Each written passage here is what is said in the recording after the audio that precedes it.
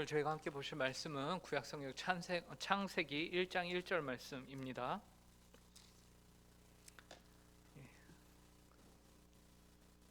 창세기 1장 1절 한 절 말씀을 저희가 함께 읽도록 하겠습니다.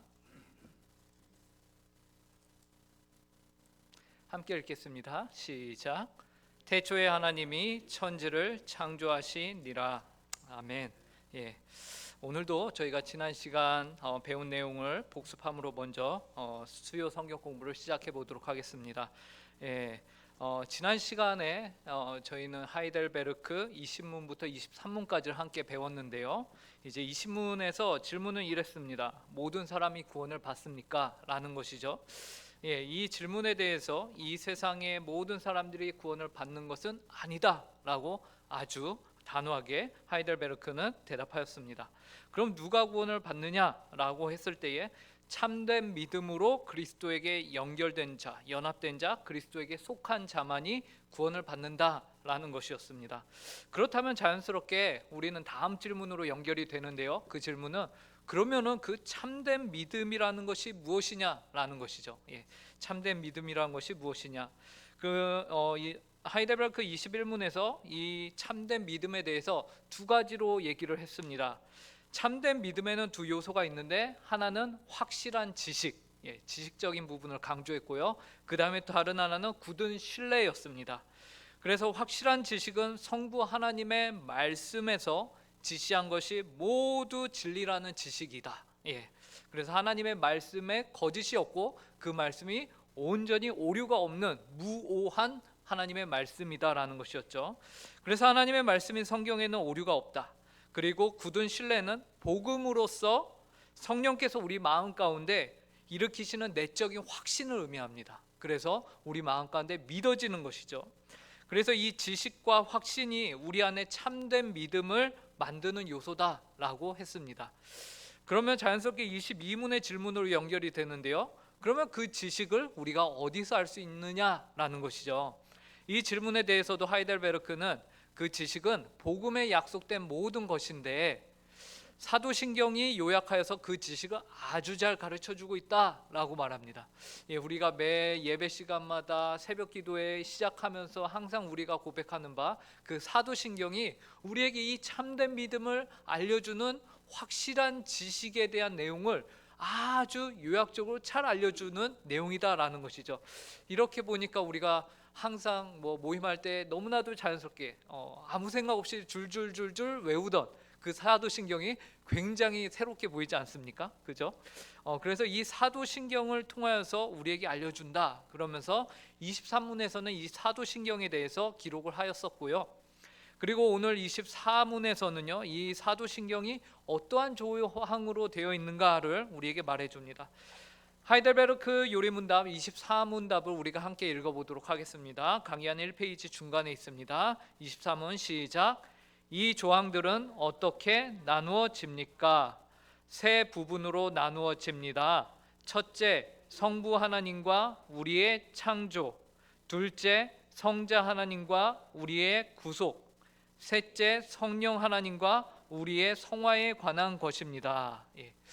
사도신경은요 이렇게 성부, 성자, 성령 하나님에 대한 지식을 우리에게 알려줍니다. 즉 성부 하나님과 우리의 창조에 대한 부분, 그리고 성자 하나님과 우리의 구속에 대한 부분, 성령 하나님과 우리의 성화에 관한 부분이라고 이제 하이델베르크는 말하고 있죠. 다른 말로 하면은 하이델베르크 요리문답은요 이 사도신경을 삼위일체적 구조로 보고 있다라는 것이에요. 우리는 그전까지는 이렇게 크게 생각 안 해봤는데 이 하이델베르크를 통해서 보니까 사도신경이 성부와 성자와 성령을 중심으로 우리에게 알려주고 있구나라는 것을 우리가 발견하게 되는 것이죠. 그러므로 우리도 이 신앙 고백서를 통해서 하나님께서 그분 자신을 삼위일체 하나님을 어떻게 드러내셨는가를 이제 오늘부터 함께 살펴보고자 합니다. 여러분들 기대가 되십니까? 억지로 이렇게 기대를 주입하고 있습니다. 자, 로마 숫자 2번 삼위일체 하나님에 대한 신앙 1. 참되고 영원하신 한 하나님. 우선 하나님께서는 하나님이 어떤 분이신가에 대해서 단번에 알려주시지 않으셨어요. 단번에 하나님이 어떤 분이시다라는 것을 완전한 지식으로 짠 하고 우리에게 알려주시지 않으셨고요. 시간과 역사 가운데서 점진적으로 그분 자신을 우리에게 계시하셨습니다. 그래서요, 이것을 계시의 점진성이라고 하는데요, 처음에는 요만큼 시작했다가 그 다음에는 요만큼 됐다가 요만큼 됐다가 요만큼 됐다가 요만큼 됐다가 누구의 어디에서 이게 완전해집니까? 예수 그리스도에게서 완전해지시고, 그리고 이것을 이 계시가 점점 이렇게 시간에 따라서 점점 커지는데, 이것을 우리가 완전하게 알게 되는 것, 계시는 이렇게 점진성을 갖고 점점 커지는데, 이것을 우리가 완전하게 알게 되는 것은 언제냐면 우리가 예수 그리스도의 재림과 함께 영화가 되었을 때, 영화롭게 되었을 때 우리는 이 지식을 충만하게 알게 된다라는 것이죠. 그래서 계시의 점진성을 통해서 하나님이 우리에게 그분 자신을 알려주셨어요. 즉 시간이 지남에 따라 하나님이 보여주신 계시가 점점 분명해졌다라는 것이죠. 이렇게 따지면은 구약의 노아의 시대 때보다는 아브라함 때에 하나님이 그분 자신을 더 많이 계시하셨다. 그리고 아브라함 때보다는 다윗의 시대에 하나님이 그분을 더 많이 계시하셨다. 그리고 다윗의 시대 때보다는 신약 예수님 시대에 더 많이 계시하셨다. 그리고 그 예수님의 제자들이 알던 그 계시보다 제자들이라고 하긴 좀 그렇고, 예수님의 그 신약 시대 때보다 오늘날 우리가 어떻게 해야 될까요? 하나님의 계시에 대해서 더 많이 안다라고 볼 수 있습니다. 왜 그러냐면요, 하나님이 왜 그분을 한 번에 짠하고 다 보여주신 것이 아니라 시간과 역사 가운데서 조금씩 점진적으로 우리에게 보여주셨기 때문에 그렇습니다. 그리고 우리는 예수님 시대의 그 제자들이 그 전에 있던 계시와 그 예수님 시대 때에 있었던 하나님에 대한 계시를 잘 맞추지 못하고 있었던 것을 이제 시간이 지나고 우리는 많은 학자들을 통해서 하나님의 말씀인 성경을 우리가 연구하고 이것을 잘 공부하면서 보니까 계시를 과거보다는 현재 더 완벽하게 우리가 알아가고 있다라는 것이죠. 그래서 오늘 이 시대를 살아가는 우리에게 하나님이 아주 큰 은혜를 내리셨다라는 것이죠. 하나님 그분은 우리에게 밝히 보여주신다라는 것입니다. 무엇을 통해서요? 하나님의 말씀을 통해서. 말씀을 통해서 그렇습니다. 자, 반괄호 1번 보겠습니다. 구약의 유일하신 하나님. 그래서 하나님은 말씀을 통해서 우리에게 보여주시는데요, 먼저는 어떤 하나님에 대해서 보여주시냐면 죄송합니다. 삼위일체 하나님에 대한 신앙을 우리에게 보여주십니다. 그래서 그 삼위일체 하나님에 대한 신앙, 첫 번째는 무엇이냐면 참되고 영원하신 한 하나님을 우리에게 보여주신다라는 것이에요. 우선 하나님께서는 하나님의 어떤 분이신가에 대해서 알려주시되 이제 참되고 영원하신 한 분 하나님에 대해서 알려주십니다. 그래서 그 한 분 하나님에 대해서 구약에서는 어떻게 알려주시냐면요, 구약에 보니까 아주 유명한 말씀이죠. 신명기 6장 4절 말씀인데요, 저희가 함께 읽어보도록 하겠습니다. 강의한 1페이지 제일 아래에 있습니다. 시작. 이스라엘아 들으라, 우리 하나님 여호와는 오직 유일한 여호와이시니. 하나님은 구약에서 특별히 어떤 하나님으로 본인을 드러내시냐면요, 유일한 하나님으로 많이 드러내십니다. 이 유일한 하나님에 대해서 굉장히 많이 강조를 하고 계세요. 그 이유는 당시에 너무나도 많은 다른 이방 민족들이 이방 신들을 섬기며 있었기 때문에 그렇습니다. 그래서 하나님은 하나님 자신에 대해서 다른 신은 없다라는 것을 강조하셨어요. 한 하나님만이 너희 가운데 있으니 너희가 마음을 다하고 뜻을 다하고 힘을 다하여 이 유일한 하나님을 사랑하라 라고 말씀하셨던 거예요. 이 밖에도 시내산에서 보이신 십계명이라던가 혹은 이방 민족들을 벌하시는 전쟁과 같은 것들을 통해서 하나님은 계속적으로 유일하신 한 분 하나님에 대해서 강조하셨습니다. 이런 구약에서 강조하신 하나님, 유일하신 하나님은요, 이제 신약에서도 유일한 하나님으로 그분 자신을 드러내십니다. 그래서 대표적인 말씀으로는 디모데전서 6장 15절과 16절이 나와 있는데요, 강의한 2페이지 제일 위에 있는 말씀을 함께 읽겠습니다. 시작. 기약이 이르면 하나님이 그의 나타나심을 보이시리니 하나님은 복되시고 유일하신 주권자이시며 만왕의 왕이시며 만주의 주시오 오직 그에게만 죽지 아니함이 있고 가까이 가지 못할 빛에 거하시고 어떤 사람도 보지 못하였고 또 볼 수 없는 이시니 그에게 존귀와 영원한 권능을 돌릴지어다. 아멘. 네. 이 말씀에 보면 하나님이 그분 자신을 어떻게 나타내냐면 유일하신 주권자라고 말하고 있습니다. 이러한 고백 속에서 우리는 여호와 하나님이 홀로 한 분이신 하나님으로 이 세상을 주관하시는 주권자이시구나. 근데 그 주권자가 유일하신 분이시구나 라는 것을 보게 됩니다. 그러니까 다른 주권자는 없는 거예요. 하나님 한 분밖에는 안 계십니다. 그런데 성경에서 하나님이 홀로 한 분이시라는 것 외에 또 하나님에 대한 중요한 계시가 등장을 합니다. 그것은 바로 한 분 하나님이신 이 하나님이, 유일한 하나님이 아주 독특한 방식으로 존재하신다라는 사실이에요. 그러면 어떤 방식으로 존재하시길래 독특하신가라는 거죠. 어떤 방식으로 존재하실까요? 예, 힌트는 그 2페이지에 나와 있습니다. 예, 삼위일체로 존재하신다라는 것이에요. 삼위일체로. 예, 2번 삼위 하나님에 대한 계시. 우리는 일반적으로 한 분이 계시다라고 하면은 몇 인격을 갖고 있습니까? 예, 한 인격을 갖고 있습니다. 이 조양우는 한 사람이죠. 한 인격체입니다. 그죠? 예. 그래서 우리는 한 분이라고 하면은 한 인격이 있을 것이다라고 생각합니다. 이것이 일반적이기 때문에 그래요. 저와 여러분은 한 사람이며 모두 이 자리에 계신 분들은 한 인격체이십니다. 그죠? 여러분들 가운데 혹시 다중인격이 있다라고 하면은 어떻게 되죠? 예, 큰일 납니다. 예, 그런데 하나님은 다르십니다. 하나님은 달라요. 무엇이 다르냐? 신약 성경의 계시의 빛에서 보면은 하나님은 우리와는 존재 방식이 달라요. 그분은 조금 전에 우리가 살펴본 대로 홀로 한 분이신 하나님이 맞으세요. 홀로 한 분이신 하나님이십니다. 그런데 본질은 한 분 하나님이 맞으시는데 그 안에 몇 개의 인격이 있느냐? 3개의 인격을 가지고 있다. 이 인격을 이제 하나님으로 우리가 고민을 하다 보니까 사람과 헷갈리게 돼서 위격이라는 말로 하나님에게는 붙여서 사용을 합니다. 그래서 하나님에게는 위격, 사람에게는 인격이라고요. 그래서 우리가 생각하는 인격을 위격으로 하나님께 쓴다고 생각하면 됩니다. 그래서 하나님은 한 본질이신데 그 안에 새 위격을 가지고 계시는 방식으로 존재하신다라는 거예요.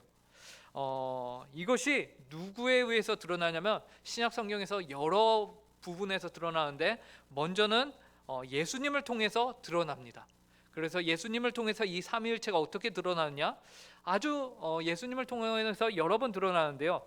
예수 그리스도의 생애와 가르침이 기록되어진 성경을 보니까 이 사실을 알 수 있었던 거죠. 먼저 예수님께서는 그분이 스스로 하나님을 아버지라고 부르십니다. 또 어떤 곳에서는 자신을 그 하나님 아버지와 동일시합니다. 어떨 때는 하나님을 아버지라고 하면서 본인과 분리를 시켜요. 근데 또 어떤 데에서는 이 하나님 아버지는 나와 하나이니라 라고 말씀하시죠. 요한복음 10장 30절이 그렇습니다. 요한복음 10장 30절에서 예수님이 뭐라고 하냐면요, 나와 아버지는 하나이니라 라고 직접적으로 말씀을 하세요. 마가복음 2장에서는 어떻습니까? 오직 하나님만이 하실 수 있는 권세가 있는데 그것이 바로 죄를 사해 주는 권세입니다. 죄사함의 권세. 근데 이 죄사함의 권세를 예수님이 내가 가지고 있다라고 말씀하세요. 많은 사람들 앞에서. 그 결과 예수님이 이때부터 돌 맞아 죽음을 당하는 그런 위협을 겪으시거든요. 그래서 마가복음 2장 9절 10절을 저희가 함께 읽어보도록 하겠습니다. 강의한 중간 2페이지 중간에 있습니다. 시작. 중풍병자에게 내 죄사함을 받았느니라 하는 말과 일어나 내 상을 가지고 걸어가라 하는 말 중에서 어느 것이 쉽겠느냐? 그러나 인자가 땅에서 죄를 사하는 권세가 있는 줄을 너희로 알게 하려 하노라 하시고 중풍병자에게 말씀하시되. 예, 이렇게 하나님만이 하실 수 있는 이 일을 지금 예수님이 행하고 계시죠. 어떤 일입니까? 죄를 사하는 일을. 이렇게 예수님께서는 그분 스스로 하나님을 아버지라고 부르시면서 또 한편으로는 하나님과 본인을 동일시 여기시는 것을 우리가 볼 수 있는 것이죠. 여기에서 우리는 하나님과 예수 그리스도가 하나이시구나라는 것을 발견하게 됩니다. 삼위일체의 한 부분을 발견하게 되는 거예요. 또 제자들을 통해서 제자들의 고백을 통해서 우리가 삼위일체를 또 발견하게 됩니다. 마태복음 16장 16절 아주 유명한 구절이죠. 주는 그리스도시요 살아계신 하나님의 아들이시나이다 라는 고백인데, 이 고백도 베드로가 예수님을 향해서 뭐라고 고백한 거예요? 주는 그리스도시요 살아계신 하나님의 아들이니이다 라고 고백을 했습니다. 예수님께서도요, 이 고백, 베드로의 고백을 듣고서는 뭐라고 하죠? 잘하였도다. 이를 너에게 알려주신 이는 너 스스로 하는 것이 아니라 누구라고 하죠? 하나님이 너에게 알려주신 것이다 라면서 이 베드로의 고백 가운데 하나님의 신적인 권위가 담겨 있음을 또한 말하고 있는 것이죠. 즉 베드로의 고백을 통해서 하나님이 예수 그리스도가 하나님의 아들이시다라는 것, 그러면서 그리스도이시다라는 것을 말합니다. 그런데 도마는요, 요한복음 20장 28절에서 예수님이 부활하신 다음이거든요. 20장 28절 부활하신 다음에 십자가에서 죽으시고 부활하신 다음에 도마에게 도마가 예수님에게 뭐라고 하냐면요, 나의 주님이시오 나의 하나님이시니이다 라고 말합니다. 그러니까 예수 그리스도를 향해서 도마가 뭐라고 고백하냐면 주님은 나의 하나님입니다 라고 고백을 해요. 그런데 주님께서 아니야 나는 하나님이 아니야 라고 하지 않고요, 이 고백도 예수님이 받으십니다. 이 고백도 받으세요. 결론적으로 예수님께서는 그분이 아버지라고 부르시는 성부 하나님과 자신을 어떨 때는 구별하시지만 또 한편으로는 그 아버지와 자신을 동일시하는 것으로 우리는 성자 예수님이 성부 하나님과 한 하나님이시면서 또 아버지와는 구별되시는 분이시라는 이 어떻게 보면 이랬다 저랬다 왔다리 갔다리 하는 이 사실 앞에 우리가 서게 되는 것이, 엄연한 사실은 무엇이냐? 하나님이 예수님이 하나님과 동일시 되시면서 또 어떤 때는 구분이 되신다, 구별이 되신다라는 것이죠. 이것이 우리의 이성으로는 이해가 되지 않을 수 있습니다. 그죠? 이랬다 저랬다 사나이가 한 길 팠으면 그걸로만 가야지 어떻게 이랬다 저랬다 하냐고 할 수가 있을 것입니다. 그럼에도요, 이런 엄연한 성경의 증언들 앞에 우리가 서 있다, 우리가 하나의 사실로 이것들 앞에 서 있고 성경이 우리의 이성보다 더 우위에 있기 때문에 우리가 이 성경의 내용도 우리가 나름대로 판단하고 우리가 재단하고 자르고 우리가 뺐다 넣었다 할 수 있는 것이 아니라면은 이 성경이 우리가 알고 있는 지식을 재단해야 되죠. 이 성경의 지식이, 성경의 정보가 우리의 옳고 그름을 판단해야죠. 그렇다면 우리는 성경이 오류가 없기 때문에 이 성경의 내용을 그대로 받아들일 수밖에 없는 것입니다.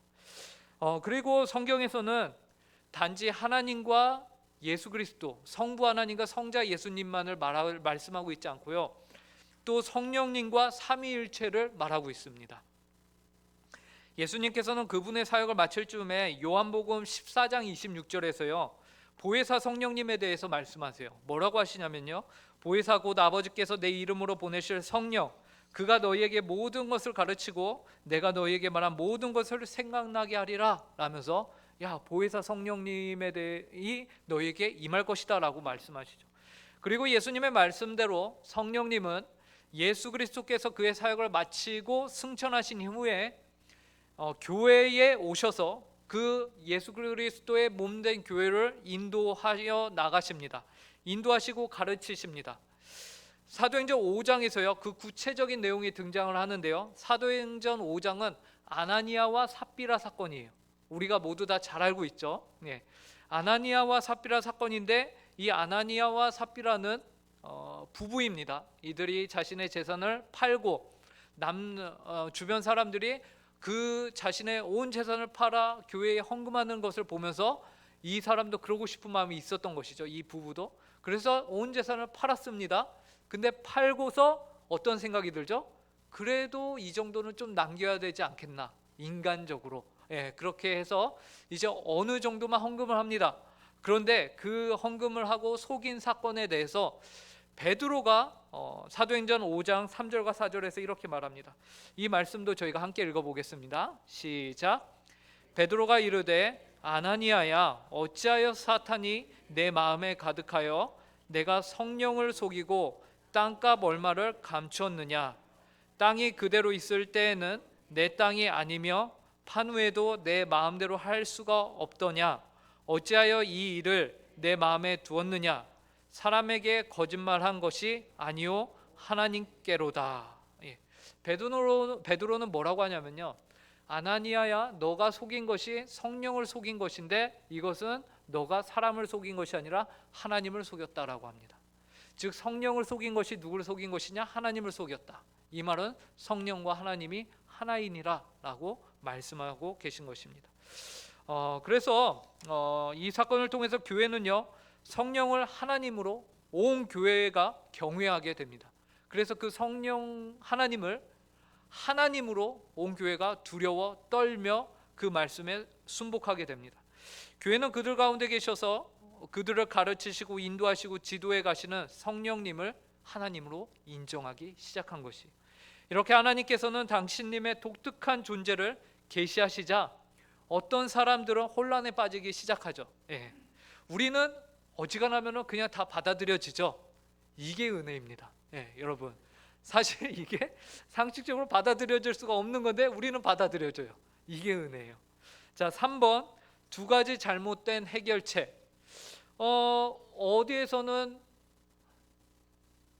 하나님이 세 분이라고 하고 어디에서는 다 하나님이라고 하니까 이제 사람들이, 상식적인 사람들은, 이해가 되지 않는 사람들은 혼란이 오고 그것을 좀 해결해 보고자 그들 안에서 노력을 한 것이에요. 교회가 처음 이 난제 앞에 서게 되었을 때 교회 안에는 두 가지 대립되는 방법을, 이제 해답을 제시합니다. 근데 이게 문제였어요. 이게 문제였습니다. 하나는, 그래, 하나님을 세 분으로 여기자라는 것입니다. 그래서 아예 세 분 하나님으로 인정하고 끝내자라는 것이고요. 다른 하나는 아니야, 하나님은 그래도 한 분 하나님이지 하면서 한 분 하나님으로 끝까지 밀고 나가는 것이었습니다. 나가는 주장이었습니다. 세 분 하나님으로 보는 것을 삼신론이라고 합니다. 그리고 한 분 하나님으로 밀고 나가는 것을 역동적 군주론 혹은 양태론이라고 하고요. 또 단일신론이라고도 합니다. 사실 삼신론의 경우는요, 우리가 이미 구약과 이제 신약에서 나왔던 명백한 증거들, 우리가 지금까지 쭉 봐온 그 증거들에 의해서 쉽게 삼신론을 찾기는 쉽지 않습니다. 신명기 6장 4절 말씀부터 시작을 해갖고 한 분 하나님임을 이제 성경은 지속적으로 강조하고 있기 때문이죠. 그런데 그래서 삼신론은 우리가 현재 교회에서 찾기는 어려워요. 근데 이와 유사한 가르침들이 있습니다. 완전히 삼신론은 아닌데 비슷한 삼신론, 비슷한 것들이 있어요. 이러한 유사한 형태들이 교회 안에 계속 있어 왔습니다. 무엇이냐면요, 세 하나님을 인정하지 않고요, 한 분을 온전한 하나님으로 여기고 나머지를 그보다는 약간 하등한 존재로 보는 겁니다. 하등한 존재로 본다고 하지만 그 하등한 존재 나머지 두 분도 어마어마한 분이죠. 대표적인 자가 누구냐면 아리우스예요. 아리우스라는 사람은요, 성자를 성부보다 약간 못한 존재. 근데 약간 못하지만요, 이 세상을 창조한 하나님으로 봅니다. 와, 대단하죠. 그래서 성자 예수 그리스도를 심지어 창조주로 봅니다. 고백을 합니다. 그런데 뭐가 문제냐? 창조주면 하나님이고 그러면 된 거 아니냐? 근데 아리우스는 뭐라고 하냐면 성자는 그런데 하나님의 최초의 피조물이다라고 말합니다. 그러니까 성자 예수 그리스도를 하나님으로까지는 가지 않고 인간보다 훨씬 위대하고 천사들보다 훨씬 위대한 존재인데 단 한 가지, 하나님의 피조물이다. 어떤 피조물이냐? 최초의 피조물이다 라고 말합니다. 그런데요, 예수님은요, 하나님의 피조물이 아니십니다.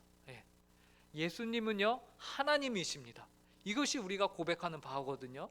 그렇기 때문에 우리는 이 주장을 받아들일 수가 없는 것이죠. 그래서 성부와 이런 아리우스의 주장을 우리는 받아들이지 못하고 이제 그를 역사 가운데서는 이단으로 정죄하게 되었습니다. 우리는 이러한 생각을 경계해야 됩니다.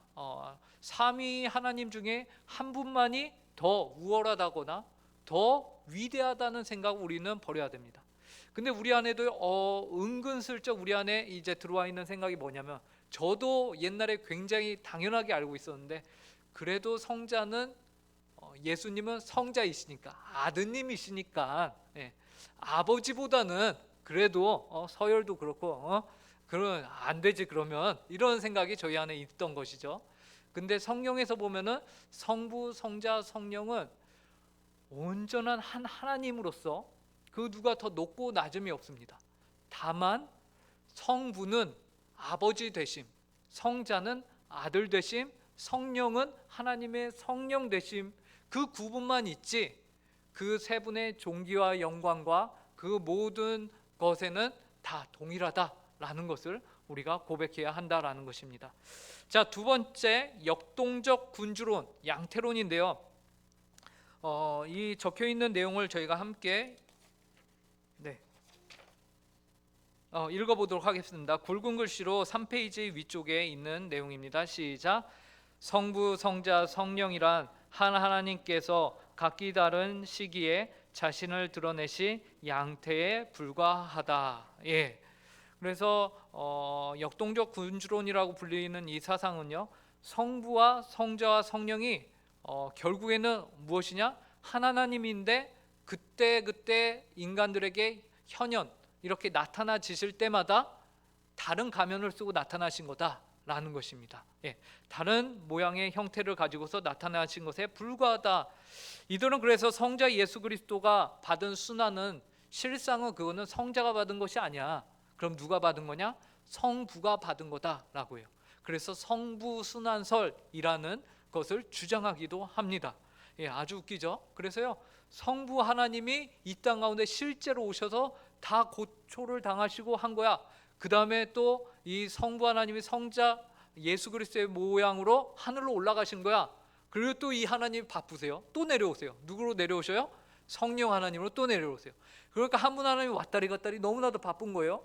이러한 주장을 하고 있는 것이 바로 양태론이라는 것입니다. 자, 그런데 이것도 우리가 받아들일 수가 없습니다. 왜 그렇습니까? 성경에서도 이것을 말하고 있지 않기 때문에 우리는 이 주장을 받아들일 수가 없는 것이죠. 이들의 주장은 성경에서 성부와 성자와 성령이 한 장소 가운데 짠하고 나타난 때가 있었습니다. 언제 그랬을까요? 예수 그리스도가 세례를 받으실 때에, 그때에 하늘이 열리고 하늘에서 음성이 들립니다. 어떤 음성이죠? 하나님 아버지의 음성이죠. 성부 하나님이 이는 내 사랑하는 아들이니 라면서 그런 말씀이 들리고, 성자 예수님은 어떻게 하고 계셨죠? 그때 밑에서 세례를 받고 계셨습니다. 그리고 성령 하나님은 하늘에서 비둘기와 같이 빛으로 내려오셨습니다. 성부와 성자와 성령이 한 장소에 다 같이 계셨던 거예요. 이것을 양태론에서 어떻게 설명할 수가 없는 거죠. 그렇기 때문에 우리는 이 양태론도 받아들일 수가 없다. 분명히 성부와 성자와 성령은 구별된다라는 것이죠. 그러므로 이런 이해는 하나님을 오해한 것입니다.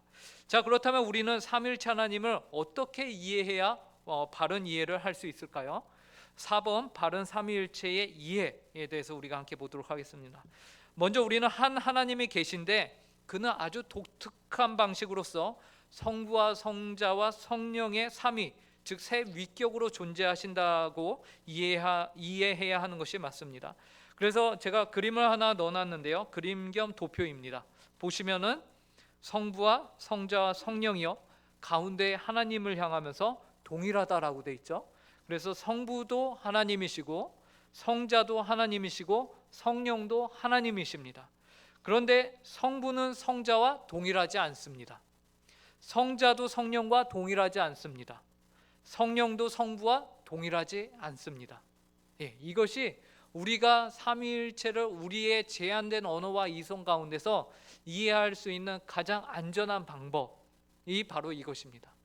성부는 하나님이시고 성자도 하나님이시고 성령도 하나님이신데 성부는 성자와 동일하지 않고 성자는 성령과 동일하지 않고 성령은 성부와 동일하지 않다라는 것이죠. 그래서 이러한 내용을 우리는 하나님의 말씀을 통해서 알게 됩니다. 그 사실을 하이델베르크 요리문답 25문답에서 이렇게 말해주고 있습니다. 하이델베르크 함께 읽어보도록 하겠습니다. 시작. 오직 한 분 하나님만 계시는데 당신은 왜 삼위 곧 성부, 성자, 성령을 말합니까? 왜냐하면 하나님께서 자신을 그의 말씀에서 그렇게 계시하셨기 때문입니다. 곧 이 구별된 삼위는 한 분이시요 참되고 영원하신 하나님이십니다. 예. 아직도 이해가 안 되시는 분들이 계시죠? 예, 정상입니다. 예, 삼위일체는 우리의 이성으로는 이제 이해하기가 어렵고 우리가 믿음으로 받아들이는 부분이다라는 것이죠. 사도신경은 첫 번째 신앙의 조항으로서 창조주 하나님에 대한 고백을 말하면서, 그래서 우리가 매 예배 때마다 이제 전능하사 천지를 만드신 하나님 아버지를 내가 믿사오며라고 이제 말합니다. 그래서 우리는 이제 세 번째 창조 사실에 대한 지식과 신앙을 우리가 함께 보도록 하겠습니다. 이 창조 사실에 대해서 우리가 함께 생각을 해봐야 되는데요. 여러분, 우리는 하나님이 이 세상을 창조하셨다라는 사실을 어떻게 알 수 있습니까? 혹시 이 중에 나는 창조론을 믿지 않습니다 라는 분 한번 손 들어 보십시오. 예, 엄청 눈치 보여서 여기서 못 드시겠죠? 예, 그런데 창조를 우리가 어떻게 하나님이 하셨다라는 거, 하나님이 하셨다라고 우리가 확신할 수 있는가? 어떻게 그렇게 확신하십니까? 예. 1번, 창조 사실을 어떻게 알 수 있는 방법들. 예. 좀 문장이 이상하죠? 제가 문장을 어떻게 알 수 있는가라고 했다가 방법들로 바꿨는데 앞에 어떻게를 안 뺐습니다. 오타입니다. 자, 세 가지의 예들이 있는데요. 이 중에서 우리가 취할 수 있는 것에 동그라미를 치시면 될 것 같습니다. 자, 관찰에 의해서 우리는 하나님이 세상을 창조하셨다라는 사실을 알 수 있다. 2번, 추론에 의해서 우리는 하나님이 이 세상을 창조하셨다는 사실을 알 수 있다. 3번, 믿음에 의해서 우리는 하나님이 이 세상을 창조하셨다는 사실을 알 수 있다. 예, 몇 번일까요? 자, 예, 벌써 정답을 알고 계시는 분들이, 훌륭한 학생분들이 계십니다. 자, 1번, 관찰에 의해서. 안타깝지만 하나님이 이 세상을 창조하실 때에 그 현장을 관찰할 수 있었던, 목격한 사람은 단 한 명도 없었습니다. 예, 그죠? 심지어 아담조차도요, 모든 것이 창조된 다음에 그가 지음을 받았습니다.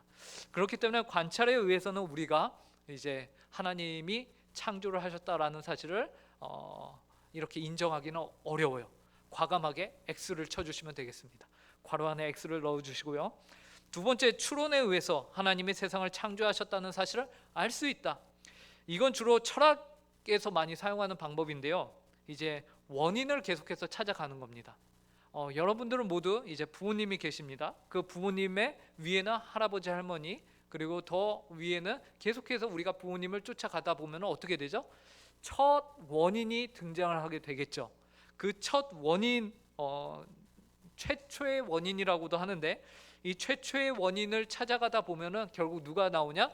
하나님이 나온다라는 것이요. 그래서 하나님으로부터 모든 것이 시작이 되었다라고 우리가 이제 추론에 의해서 발견할 수 있는 거 아니냐라는 거죠. 그럴 듯합니까? 예, 그럴 듯합니다.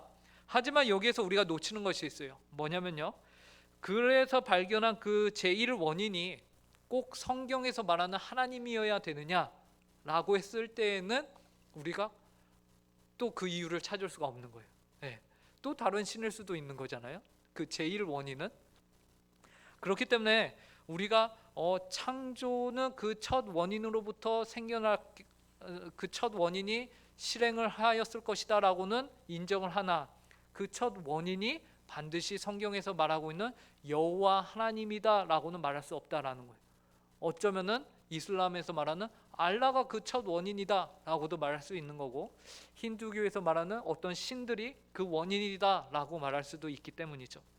그러므로 2번도 과감하게 X를 쳐주시면 됩니다. 자, 3번, 믿음에 의해서. 성경은요, 오직 믿음으로만 우리가 창조의 사실을 알 수 있다라고 말합니다. 히브리서 11장 3절을 함께 읽어보도록 하겠습니다. 시작. 믿음으로 모든 세계가 하나님의 말씀으로 지어진 줄을 우리가 아나니 보이는 것은 나타난 것으로 말미암아 된 것이 아니니라.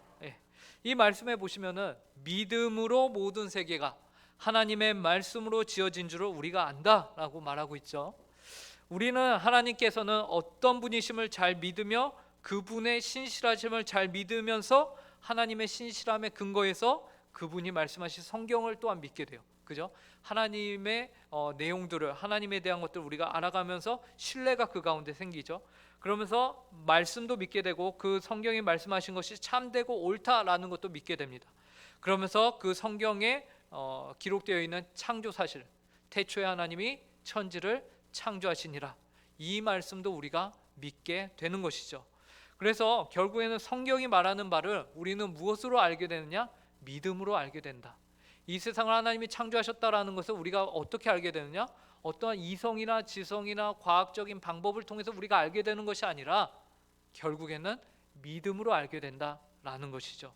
우리는 의외로 믿음에 의해서 이 세상을 살아가고 있습니다. 여러분 모두 생일을 본인의 생일이 있으실 겁니다. 그런데 그 생일이, 저는 1981년 7월 30일에 태어났습니다. 근데 제가 제 생일이 7월 30일이라는 것을 어떻게 알죠? 여러분들의 생일이 있을 거예요. 몇 월 며칠. 그게 여러분들이 태어난 날이라는 거 어떻게 아십니까? 그때 목격하셨나요? 그때가 기억이 나시나요? 그때 딱 태어나면서 눈 뜨고 딱 달력 보니까 그날인가요?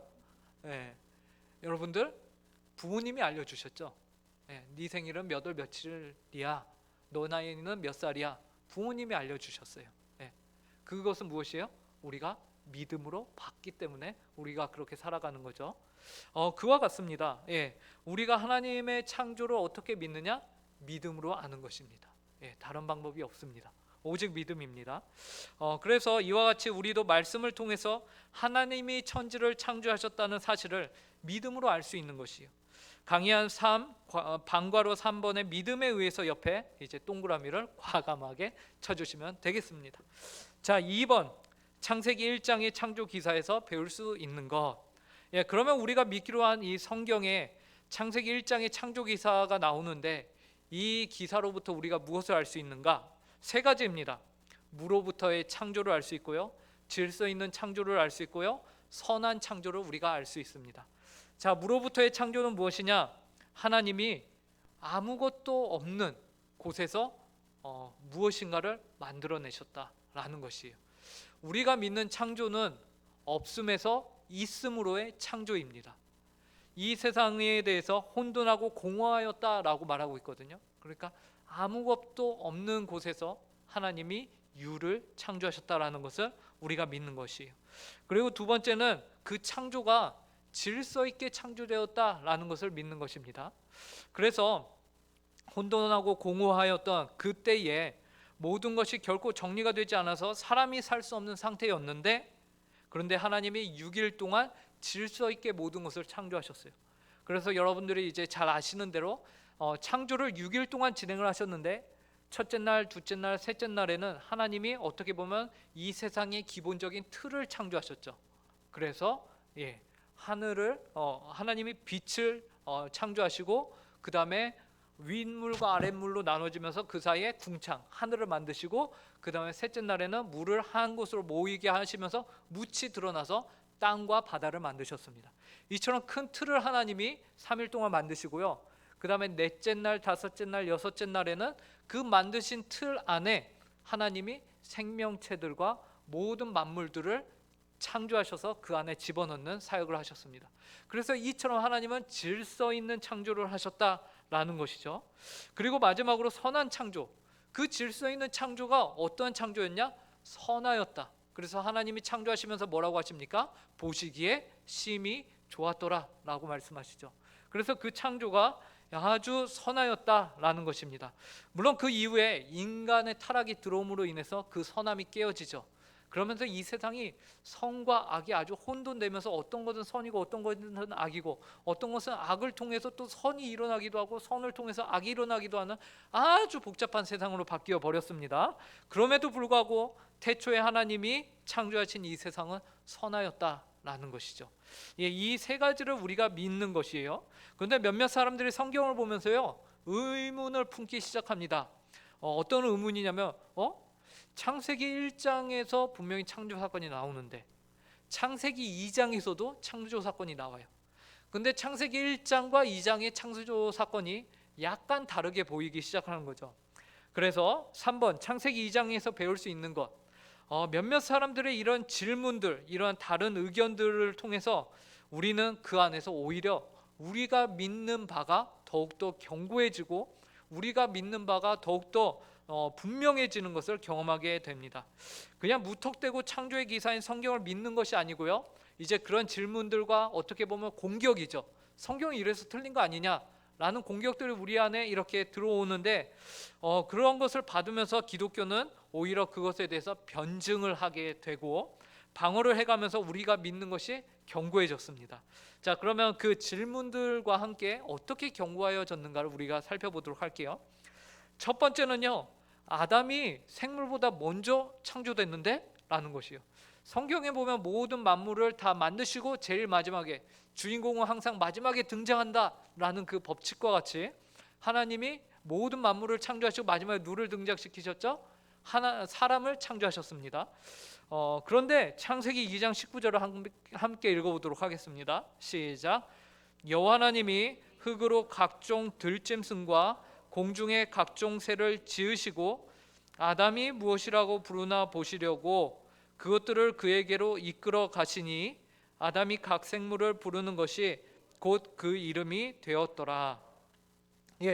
여기 말씀에 보니까 들짐승 각종 새를 지으시고 아담이 무엇이라고 부르시나 보시려고 그것을 그에게로 이끌어 갔다. 그러면은 지으시고 그에게로 이끌어 갔다. 그러면 그 아담은 그 전에 존재해야 되죠. 그래야 그에게 이끌어 갈 수 있죠. 그렇게 이해를 하니까 뭐야? 창세기 1장에서는 분명히 사람이 제일 마지막에 창조됐는데 여기서는 왜 뒤바뀌어서 나오는 거지? 라는 것인데 이것은 이제 히브리 어법의 표현으로는 이렇게 사용을 해도 그 순서가 뒤바뀌지 않는다라는 것이에요. 그렇기 때문에 전혀 무디져야 될 것이 없이 모든 만물을 만드시고 아담을 창조하시고 이제 모든 만물을 그에게로 데리고 갔다라고 히브리 어법의 표현으로는 이상이 없는 것입니다. 그런데 이것을 번역해 오면서 사람들이 이제 오해를 만든 거죠.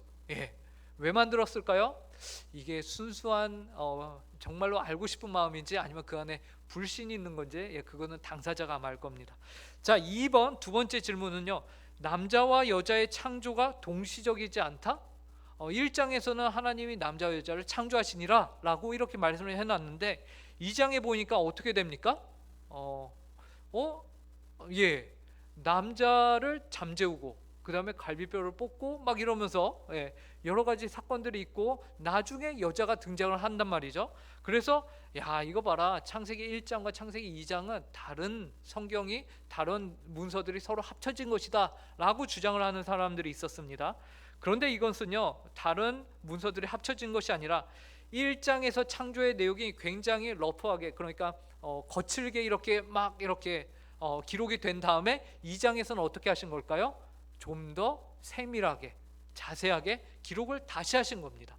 그래서 1장에서는 남자 여자를 창조하시니라 끝. 근데 2장에 가니까 근데 그 창조하실 때 어떻게 했냐면 아담을 재우셨어. 그 다음에 그에게서 갈비뼈를 뽑으셨고 그 갈비뼈와 흙을 해갖고 여자를 만드셨어 라면서 좀 더 자세하게 설명을 해준, 진술을 해준 것이다 라고 보는 것이지 결코 다른 기록이 아니다 라는 것이죠. 자, 세 번째는요, 2장의 흙으로 창조하신 것은 1장의 말씀으로의 창조와 다르다라는 것이죠. 뭐야, 1장에서는 말씀으로 창조하셨다고 하면서 2장에서는 왜 흙으로? 이것도 오해할 것이 아닌 게 말씀으로 창조를 하세요. 근데 말씀으로 창조하시는데 그 이전에 창조해 놓은 흙을 가지고서 하나님이 그 창조의 재료로 사용하셨다라고 보면은 2장은 확실히 창세기 2장은 창세기 1장을 더 추가적으로 보충 설명해 주는 말씀이구나라는 것을 우리가 볼 수 있게 됩니다. 자, 그래서요, 이 모든 내용들을 우리가 결론적으로 보면요, 강의 한 5페이지 제일 위에 오늘날이라는 그 부분을 함께 읽어보도록 하겠습니다. 시작. 오늘날 창세기 2장은 창세기 1장과는 다른 두 번의 창조를 말하고 있다거나 혹은 성경에 모순이 있다고 주장하는 학자들이 있다. 그러나 창세기 1장과 2장의 창조 사건은 전혀 다른 두 사건이거나 기록에 모순이 있는 것이 아니다. 창세기 2장은 창세기 1장에서 나온 하나님의 창조 사역을 인간 창조 중심으로 한 번 더 자세하게 풀어서 설명해 준 것이다. 그러니까 굉장히 고마운 부분이다 라는 것입니다. 자, 로마 숫자 4번을 보도록 하겠습니다. 창조주 하나님에 대한 신앙. 우리가 창조를 믿는 신앙을 가졌다라고 해도요, 여러분, 그것은 창조의 사실을 성경에 기록된 대로 믿는다는 것인데, 근데 사실은 그것만으로 충분하지 않다라는 것을 우리가 알 필요가 있어요. 아니, 창조 사실을 믿는 것만으로도 대단한 거 아닙니까? 라고 우리가 볼 수 있는데요, 그런데 그것도 칭찬을 받아 마땅한데요, 그것이 충분하진 않고 창조 신앙을 충분하게 우리가 갖기 위해서는요, 추가적으로 무엇을 더 믿어야 되냐? 우리는 또한 그 창조 사실을 나 자신과 연결을 시킬 수 있어야 합니다. 정작 이 창조 사건이 그냥 창조 사건으로 나와는 별개의 사건. 오늘날 많은 학자들이 뭐라고 하냐면요, 하나님이 이 세상을 창조해 놓으시고는 마치 시계 태엽이 굴러가듯이, 시계가 정말 정교하지 않습니까? 그것이 태엽을 막 감아 놓으면은 가만히 놔둬도 시간이 잘 이렇게 흘러가고 시계 역할을 제대로 합니다. 이 지구와 우주 만물을 하나님이 그렇게 창조하셨다는 거예요. 그래서 하나님이 창조하셨고는 그 다음에 어떻게 하셨다? 손을 떼셨다. 어디서 이런 주장이 나왔을까요? 세상에 보니까 악이 존재하더라라는 것이에요. 근데 그 악을 하나님이 저지하지 않더라라는 것이죠. 하나님이 그 악인들을 형벌하지 않더라라는 것이에요. 그러면서 이 사람들이 뭐라고 합니까? 하나님이 창조는 하셨고 잘 굴러가게는 하셨는데, 아침에 해가 뜨고 밤에 달이 뜨고 그렇게 사계절을 돌게 하셨는데 하나님이 이 인간 역사에는 관여하지 않는다라는 것이에요. 이러한 주장을 하는 사람들이 있음으로 인해서 이제 우리는 아니다, 온전한 창조 신앙은, 이들도 이 창조 신앙을 믿었어요. 그죠? 하나님이 이 세상을 창조하셨다는 사실을 믿었어요. 근데 이들은 어디까지 못 나간 겁니까? 하나님이 창조하시고 손을 뗐다는 거예요. 근데 우리는 무엇을 믿어야 한다는 거죠? 이 창조의 능력과 창조의 역사가 지금도 계속해서 연결되어 오고 있다. 그리고 계속해서 이어져 갈 것이다. 그래서 과거가 아니라 현재를 넘어서 미래까지 하나님의 창조주 되심이 계속해서, 창조하실 때 그 하나님의 그 능력이 계속해서 연결되어서 가고 있다. 한순간도 그 능력이 쉰 적이 없다라는 것을 인정하는 거예요. 여기까지 우리가 가야 온전한 창조 신앙을 우리가 가졌다라고 볼 수 있는 거죠. 그래서 1번 보겠습니다. 창조주 하나님이 예수 그리스도로 인하여 나의 하나님과 아버지 되심인데요, 올바른 창조는요, 창조 신앙은요, 창조만을 믿는 것이 아니라 그 창조주도 믿는 것입니다. 자, 반괄호 1번 기독교적 창조 신앙은 무엇인가? 우리 쌍괄호 1번을 함께 읽어보도록 하겠습니다. 창조와 시작. 창조와 섭리에 대한 신앙. 하나님께서 무에서 하늘과 땅과 그 안에 있는 모든 것을 창조하셨고 그의 영원하신 경륜과 섭리로서 지금도 그것들을 붙드시고 다스리신다는 것을 믿는 것. 그래서 우리는 하나님께서 창조하셨을 뿐만 아니라 그 모든 것들을 영원하신 경륜과 섭리로서 지금도 붙들고 계시다라는 사실을 우리가 믿는 것입니다. 그래서 하나님이 창조주고 창조의 능력을 가지신 분인데 그것이 섭리로서 지금 역사하고 계세요. 오늘 지금 이 시각 이 장소에도 하나님의 그 능력이 역사하고 계세요. 그것을 믿는 겁니다. 그것을 믿는 것이 창조 신앙을 우리가 제대로 믿는 거예요.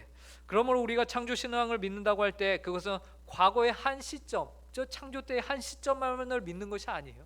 오늘도 믿고 그리고 앞으로 미래까지 우리가 믿는 것입니다. 이것이 창조신앙의 올바른 우리가 믿어야 하는 바입니다. 자, 기독교 창조신앙 두 번째는요, 삼위일체 하나님에 대한 신앙입니다. 2번 함께 읽겠습니다. 삼위일체 시작. 삼위일체 하나님에 대한 신앙. 그 하나님은 우리 주 예수 그리스도의 영원하신 아버지이시라는 것을 믿는 것. 창조의 능력으로 과거, 현재, 미래를 역사하고 계신 그분이요, 이제는 누구시냐라는 거죠. 그랬을 때에 우리 주 예수 그리스도의 아버지가 되신다라는 것을 우리가 믿는 것입니다. 근데 이 성자와 성부의 관계는요, 영원 전부터 있었던 관계, 영원 전, 창조가 있기 이전부터 쭉 있어온 관계라는 것을 우리가 믿는 것입니다. 자, 3번 함께 읽겠습니다. 시작. 그 하나님이 그의 아들 예수 그리스도로 인하여 나의 하나님과 아버지이시라는 것을 내가 믿는 것. 그리고 그 능력이 많으신 창조주 하나님이 이제는 예수 그리스도로 인하여 저와 여러분의 아버지가 되신다는 것, 이것을 믿는 것입니다. 이 사실로 인하여 굉장한 위로가 우리 가운데 쏟아지게 되는 것입니다. 그 하나님이 여러분의 아버지가 되신다라는 것이죠. 어떻습니까? 너무나도 감사한 사건 아닙니까? 근데 중요한 것은 이것을 내가 믿어야 된다는 것이, 남이 믿어주는 것이 결코 아닙니다. 나 자신이 이 사실을 믿고 받아들여야 한다라는 것이에요. 부끄럽지만 저희 어머니가 항상은 아닌데 종종 강조하시는 것이 있어요. 뭐냐면, 양훈아, 너는 기독교 집안 4대째 기독교 믿는 사람이다라고 강조를 하시는데, 제 삶을 보면 정말 너무나도 그게 오히려 더 창피한 거죠. 그래서 정말로 믿는다라는 것은요, 남이 믿어주는 것이 아니고요, 나의 부모님이 믿어주는 것이 아니고요, 내가 자식들을 대신 믿어줄 수 있는 것도 아니고요, 무엇입니까? 나 자신이 믿어야 한다라는 것이. 그래서 우리는요, 어떻게 해야 하냐면 정말로 죽을 각오를 가지고서 우리의 가족들을 위해서 기도해야 합니다. 정말로 그러한 심정을 가지고서 기도해야 한다라는 것이죠. 자, 2번, 하나님을 나의 하나님과 아버지로 믿는다는 것의 의미. 그렇다면 이 하나님을 나의 하나님과 아버지로 믿는다는 것이 무엇이냐라는 것인데요, 첫 번째는 하나님을 나의 공급자로 믿는 것입니다. 하나님이 모든 것을 아신다라는 것이죠. 자, 마태복음 6장 32절 함께 읽겠습니다. 시작. 너희 하늘 아버지께서 이 모든 것이 너희에게 있어야 할 줄을 아시느니라. 예수님께서는 공중의 새를 보라, 심지도 않고 거두지도 않는데 창고에 모아들이지도 않았는데 너희 하늘 아버지께서 이렇게 기르시나니 너희가 이것들보다 귀하지 않냐? 라고 예수님께서 말씀하시죠. 또 뭐라고 하십니까? 오늘 있다가 내일 아궁이에 던져지는 저 들풀, 하나님이 이렇게 입히시거든 하물며 너희일까 보냐? 라고 하나님께서 말씀하시죠. 하나님은 우리의 공급자가 되십니다. 그리고 두 번째, 하나님의 나라와 의라는 것인데요, 이것은 하나님이 우리의 공급자이심을 아는 자들은요, 반드시 어떻게 합니까? 그 나라와 의를 위해서 살고자 하는 간절한 소망이 그 마음 가운데 생기게 되어 있다라는 것입니다. 그래서 그런즉 너희는 먼저 그의 나라와 그의 의를 구하라 라고 말씀하셨습니다. 그래서요, 이것을요, 다른 하나님의 속성으로 치면은요, 무엇이 되는 것이냐면 바로 하나님의 전능하심과 하나님의 신실하심입니다. 그래서 전능하심은 무엇이죠? 하나님이 모든 것을 행하실 수 있는 분이시다라는 것을 말하죠. 그런데 이 전능하심만 있는 것이 아니라요, 하나님의 신실하심도 있습니다. 이 신실하심은 무엇을 강조하죠? 하나님이 그 전능하심으로 너희에게 선하게 행하기를 원하신다라는 것을 담고 있습니다. 그래서 전능하심과 신실하심을 함께 가지고 있다라는 것이에요. 이 모든 내용을 우리가 오늘 굉장히 많은 내용을 쭉 갔거든요. 제가 일부러 속도도 빨리 냈거든요. 그런데도 평소보다 좀 늦었는데 이 모든 내용을 하이델베르크 요리문답 26문답이 다 정리를 해주고 있습니다. 저희가 함께 읽겠습니다. 시작. 전능하신 성부 하나님, 천지의 창조주를 나는 믿사오며 라고 고백할 때 당신은 무엇을 믿습니까?